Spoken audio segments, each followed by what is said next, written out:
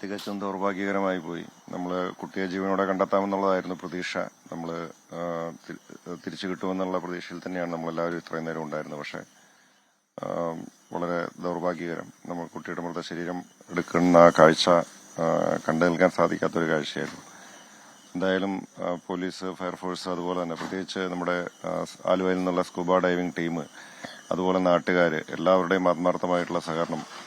കുട്ടിയെ നഷ്ടപ്പെട്ടു അല്ലെങ്കിൽ മുഴുക്കുളത്ത് പുഴയിലാണ് കുട്ടിയെ നഷ്ടപ്പെട്ടിരിക്കുന്നത് എന്നുള്ള ഒരു വിവരം ലഭിച്ച ആ നിമിഷം മുതൽ എല്ലാവരുടെയും ആത്മാർത്ഥമായിട്ടുള്ള സഹകരണം, അത് തിരച്ചിൽ ഊർജിതമായിട്ട് മുന്നോട്ട് കൊണ്ടുപോകുന്നതിന് ഉണ്ടായിട്ടുണ്ട്. നാട്ടുകാരൊക്കെ പ്രത്യേകമായിട്ട്, നാട്ടുകാരും അതുപോലെ തന്നെ നമുക്ക് സാധ്യമായിട്ടുള്ള എല്ലാ സ്ഥലങ്ങളിൽ നിന്നും നമ്മൾ വഞ്ചിയും അതുപോലെ മറ്റ് സജ്ജീകരണങ്ങളും ഒക്കെ എത്തിച്ചുകൊണ്ട് എല്ലാവരുടെയും കൂട്ടായിട്ടുള്ള ഒരു പരിശ്രമത്തിന്റെ ഫലമായിട്ട് നമുക്ക് ബോഡി എടുക്കാൻ കഴിഞ്ഞത്. പക്ഷെ നമ്മൾ കുട്ടിയോടെ ജീവനോടെ കിട്ടുമെന്നുള്ളതായിരുന്നു പ്രതീക്ഷ. പക്ഷേ ദൗർഭാഗ്യകരം. അങ്കമാലി MLA റോജി എം ജോണാണ് പ്രതികരിച്ചത്. അദ്ദേഹം ആ പരിശോധനയുടെ ഘട്ടത്തിലെല്ലാം അവിടെ ഉണ്ടായിരുന്നു. കനത്ത മഴയൊക്കെ ആയിരുന്നെങ്കിലും എല്ലാ സജ്ജീകരണങ്ങളും ഒരുക്കി കൊടുക്കാൻ അദ്ദേഹം ഉണ്ടായിരുന്നു. അദ്ദേഹം ആദ്യം നമുക്ക് പ്രതികരണം തന്നപ്പോൾ പറഞ്ഞത് കുഞ്ഞിനെ തിരിച്ചു കിട്ടും എന്നായിരുന്നു. പക്ഷേ ഇപ്പോൾ വലിയ സങ്കടം.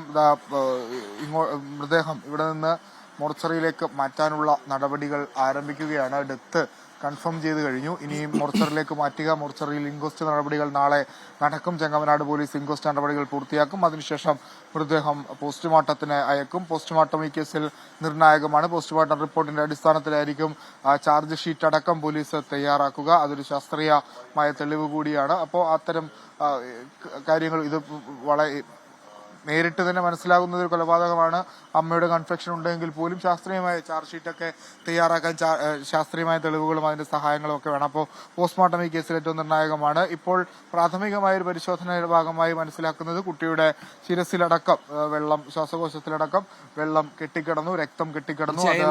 ഇൻക്വസ്റ്റ് നടപടികൾ തുടങ്ങാൻ പോകുന്നേയുള്ളൂ. നിലവിൽ അതിന് മുന്നോടിയായുള്ള ചില നടപടിക്രമങ്ങളുണ്ട്. MLA അടക്കം ജനപ്രതിനിധികളടക്കം എല്ലാവരും അവിടെയുണ്ട്. നമ്മൾ നേരത്തെ മുതൽ ഈ തെരച്ചിൽ ഘട്ടം മുതൽ നമ്മൾ കണ്ടതാണ്. എല്ലാവരെയും ഈ പറഞ്ഞതുപോലെ കുടുംബ പ്രശ്നങ്ങളാണെങ്കിൽ അച്ഛ അമ്മ എന്ന് മാത്രം വിളിച്ച 3 വയസ്സുകാരാണ്. ഈ കുട്ടിക്ക് ഈ കുടുംബ പ്രശ്നങ്ങളിൽ എങ്ങനെ ഭാഗമാകാൻ കഴിയുമെന്നാണ് ഇവരൊക്കെ കരുതിയത്.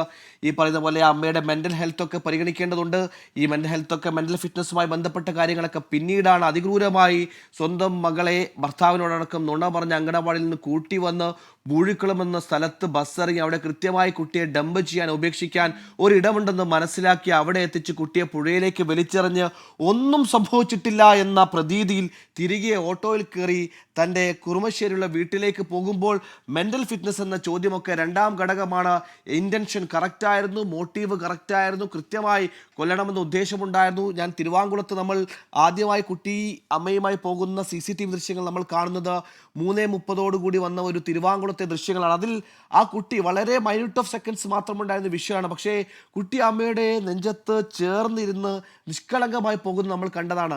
ആ ഇരിപ്പ് കണ്ടാൽ നമ്മൾക്കറിയാം, ലോകത്ത് നമുക്ക് ഏറ്റവും സുരക്ഷിതമായ കരങ്ങൾ, ഏറ്റവും സുരക്ഷിതമായ ഇടം അത് നമ്മുടെ അമ്മയുടെ കൈയിടമാണ്. ആ കൈയിടത്തിൽ പറ്റിച്ചേർന്ന മകൾ പോകുമ്പോൾ ആ മകൾ കരുതി കാണില്ല ഇങ്ങനെ ഒരു ക്രൂരതയിലേക്കാണ് തന്നെ കൊണ്ടുപോകുന്നതെന്ന്. പിന്നീട് ആ ബസ് യാത്രയിലാകെ ആ പൊന്നുമകൾ ഒരുപാട് സംശയങ്ങൾ അമ്മയോട് ചോദിച്ചു കാണും, ഒരുപാട് കിന്നാരങ്ങൾ ചൊല്ലിക്കാണും. പക്ഷേ അപ്പോഴൊന്നും ആ മകൾ അറിയുന്നില്ല തൻ്റെ ജീവനൊടുക്കാൻ തൻ്റെ അവസാന യാത്രയ്ക്ക് അമ്മ കൊണ്ടുപോവുകയാണെന്ന സത്യം ആ കുട്ടി അറിയുന്നില്ല. മൂഴിക്കുളത്ത് ബസ്സിറങ്ങുമ്പോഴും ആ പാവം കല്യാണിക്കുട്ടി അമ്മയുടെ നെഞ്ചത്ത് ചേർന്നിരുന്ന് നമ്മൾ കണ്ടതാണ്.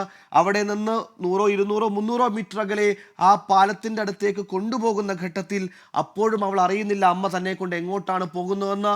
ആ പാലത്തിൽ ഒത്തുവന്ന സ്ഥലത്ത് ആളുകളിൽ നിന്ന് ഉറപ്പിച്ചിടത്ത് തൻ്റെ മാറിൽ നിന്ന് ആ പൊന്നുമകളെ വലിച്ചെടുത്ത് പുഴയിലേക്ക് എറിയുന്ന നിമിഷം ആ പാവം മകൾ, അവളുടെ മനസ്സിലൂടെ കടന്നുപോയ വേദന, പേടി, ഭയം, ഏകാന്തത എങ്ങനെയായിരിക്കുമെന്ന് ചിന്തിക്കാൻ കൂടി വയ്യ. അങ്ങനെ രക്ഷപ്പെടുത്താനുള്ള ഗോൾഡൻ അവറുകളിൽ മിണ്ടാട്ടമില്ലാതെ മൊഴികളിൽ അടിമുടി വൈരുദ്ധ്യം വരുത്തി ഒടുക്കം 10:30, 11 മണിയോടുകൂടിയാണ് മകളെ പുഴയിലേക്ക് എറിഞ്ഞെന്ന സത്യമെങ്കിലും ആ അമ്മ പറയുന്നു. അതിന് പിന്നാലെ നമ്മൾ അപ്പോഴും പ്രതീക്ഷയോടുകൂടി നടത്തിയ തെരച്ചിലിൽ ആ പ്രതീക്ഷകളെല്ലാം അസ്ഥാനത്താക്കിക്കൊണ്ട് അതിൻ്റെയൊക്കെ വിപരീതമായി ചിരിമാഞ്ഞ കല്യാണിക്കുട്ടിയാണ് നമുക്ക് ലഭിച്ചത്.